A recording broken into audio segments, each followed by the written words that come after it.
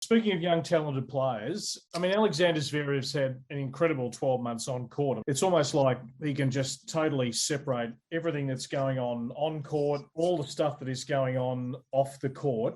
The ATP have now launched this investigation. Many people have said it's taken way too long for them to do that. Can I just get your own take on this situation and where do you think it'll end up? Because for the ATP tackling these sort of issues, it is not the place they really want to be having to delve into. And I mean, there's been a lot of governing bodies in sport across the globe who have been slow to react to different things within their sport over the journey. And they probably don't want to go into these sticky sort of areas, but they have to. What do you think is going to come out of this in the long run? A couple of things. I think also on Zverev, I mean, it's true that lately he's been playing as if it's not bothering him, but for quite a while when these allegations first emerged, it was bothering him quite a lot. And it was really affecting his tennis back in, 2019 and early 2020. So, I feel like it has had a big impact on him. And if there's any truth to these things, it really should. I mean, these are serious allegations from his former girlfriend. And the tricky thing, of course, as you know, is there weren't any formal charges brought. No legal case was made. That's part of the reason why I think the ATP was slow to react to it. The other issue is you have a sport that's very global in tennis, a lot of different regulations and rules, and you have independent contractors. This is not like, the AFL or the NFL in the US where you got players that are under contract to a league, part of that structure and employees basically of these different franchises. These are independent people. And so in a case where you have no legal case being made, no charges formally being brought, I think that's sort of been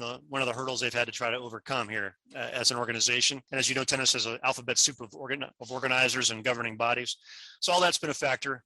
I think the legacy of this, however it turns out, and I don't want to speculate about that because obviously these are serious matters, but I would say that the legacy is that there's going to be a way to go forward in the future, which is a good thing. I think tennis is a sport because of the nature of it that's exposed to abuse issues. A lot of things happen behind the scenes. A lot of players are from different parts of the world where there isn't the same oversight. So I'm happy to see that, but I do think it's more complicated for the ATP than people realize.